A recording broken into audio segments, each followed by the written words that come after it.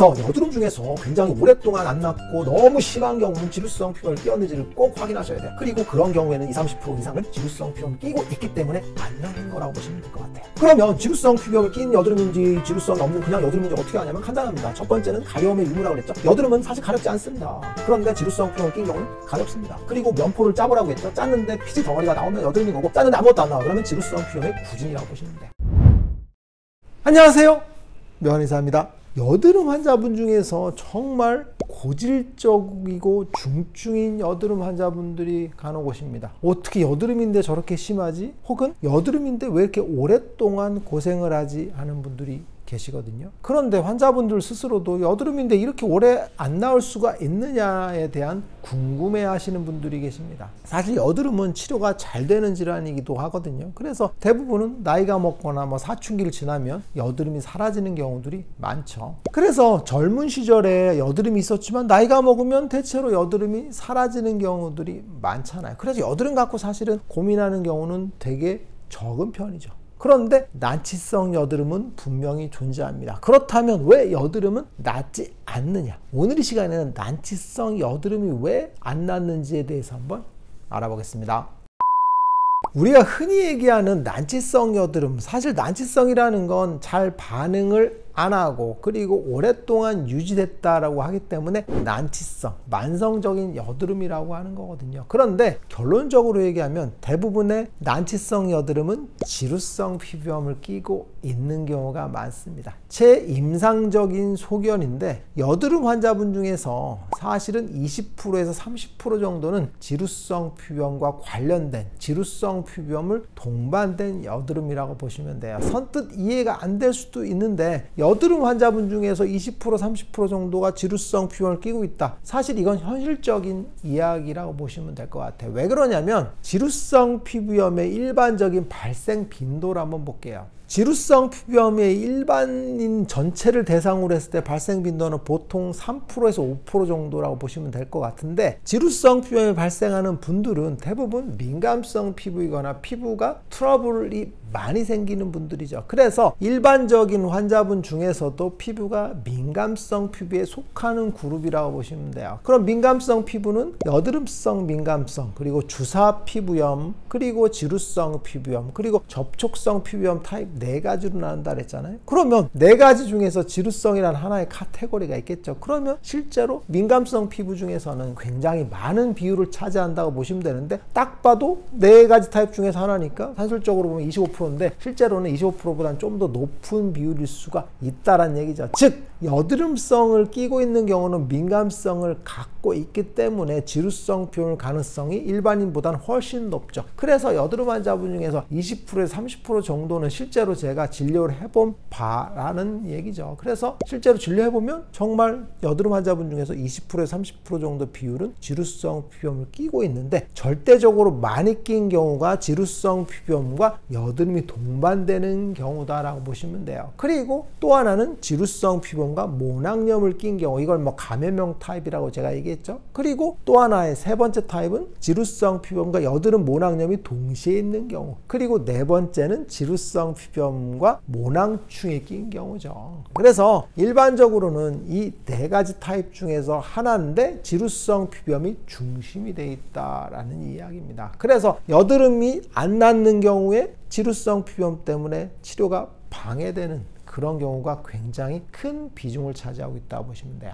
이제 본격적으로 여드름에 대해서 한번 알아볼게요. 여드름은 사실 사춘기에 생기는 경우가 대부분입니다. 그리고 또 하나는 성인성 여드름이죠. 사춘기에 생겨야 될 여드름이 성인기에 생겨야 되기 때문에 성인성 여드름이 이상한 거라고 보시면 되고, 사춘기 여드름이 정상적인 그런 성장 과정에서 생긴 거라고 보시면 돼요. 여드름의 발생 원인은 크게 4가지로 분류를 하거든요. 첫 번째는 피지 분비가 증가하는 걸 따집니다. 그래서 남성 호르몬 안드로겐의 분비 과잉에 의해서 남성 호르몬 수용체의 과민과 연관이 있다라고 얘기하거든요. 그래서 피지 분비량이 증가하는 거죠. 여드름에 생기는 원인은 당연히 피지거든요. 그래서 절대적인 연료에 해당되는, 불이 나는 연료에 해당되는 피지가 많아지니까 여드름이 당연히 생기겠죠. 그래서 안에 머초콤에도 면포가 생기는 게 여드름의 원인입니다. 그리고 면포가 생겼는데 그럼 면포가 염증을 만들어야 안 만들어요? 안 만들죠. 그럼 어떻게 만드냐면 모공, 바퀴, 구멍이 딱 막혀야지 안에서 세균이 증식하거든요. 피아크네가 증식하는 거예요. 그래서 모공 과각화라고 해서 모낭 밖의 구멍을 각질이 막아버립니다. 그러면 안에서 염증이 생기겠죠. 그래서 모공 과각화가 두 번째 원인입니다. 그러면 세 번째는 뭐겠어요? 모낭 안에서 피아크네, 여드름균이 염증을 만들어야겠죠. 그래서 모공 안에 피지가 차이고 모공 밖에 구멍이 막히고 피아크네가 증식을 해서 염증을 유발하는 겁니다. 그래서 네 가지 기전이죠. 피지가 증가하고 모공이 막히고 세균이 증식해서 여드름을 만드는 건데, 사실 이거는 단계별로 여드름이 어떻게 생기냐에 대한 이야기입니다. 실제로 여드름이 왜 생기는지에 대한 이야기는 없습니다.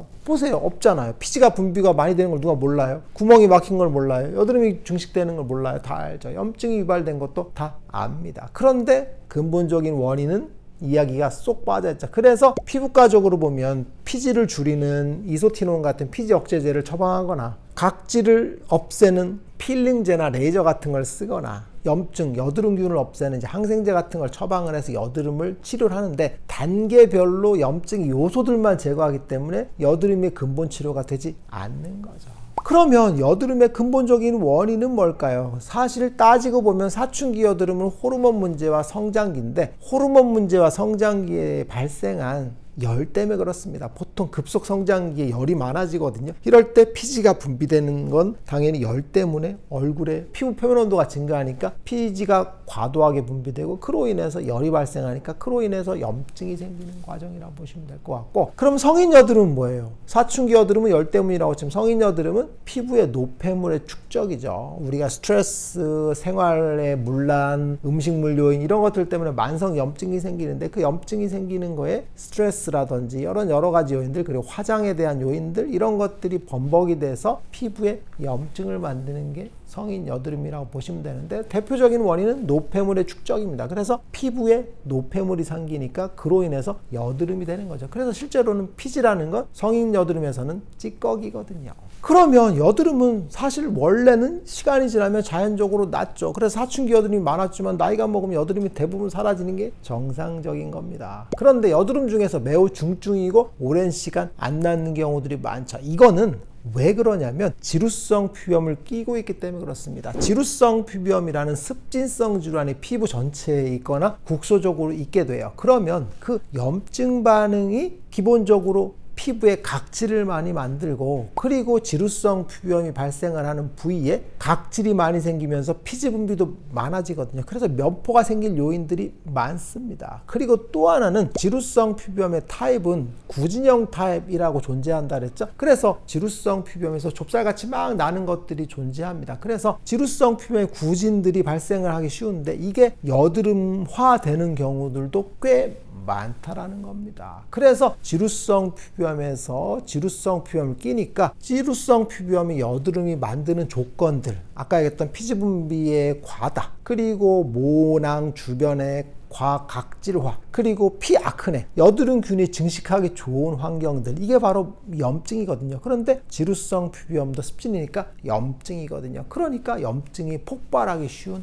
과정을 보이는 거죠. 그래서 여드름 중에서 굉장히 오랫동안 안 낫고 너무 심한 경우는 지루성 피부염을 끼었는지를 꼭 확인하셔야 돼. 그리고 그런 경우에는 20-30% 이상은 지루성 피부염을 끼고 있기 때문에 안 낫는 거라고 보시면 될 것 같아요. 그러면 지루성 피부염을 낀 여드름인지 지루성이 없는 그냥 여드름인지 어떻게 하냐면 간단합니다. 첫 번째는 가려움의 유무라 그랬죠. 여드름은 사실 가렵지 않습니다. 그런데 지루성 피부염을 낀 경우는 가렵습니다. 그리고 면포를 짜보라고 했죠. 짰는데 피지 덩어리가 나오면 여드름인 거고, 짰는데 아무것도 안 나와. 그러면 지루성 피부염의 구진이라고 보시면 돼요. 그리고 두피가 가렵고 비듬이 많아. 그러면 얼굴에 지루성 피부염이 있을 가능성이 굉장히 높죠. 왜? 지루성 피부염의 두피 증상이 가장 흔하거든요. 그리고 여드름이 생겼다 안 생겼다의 호전 주기가 1-2주 정도로 반복적으로 발생을 하면 지루성 피부염일 가능성이 높아요. 왜 그러냐면 지루성 피부염이 1-2주 정도의 호전과 악화를 변화를 굉장히 많이 반복하거든요. 그런데 여드름은 그거보다는 사이클이 더 깁니다. 그래서 급격하게 왔다 갔다 안 좋은 조건에서 갑자기 생기는 경우는 지루성 피부염을 끼고 있다라고 보시면 될 것 같습니다.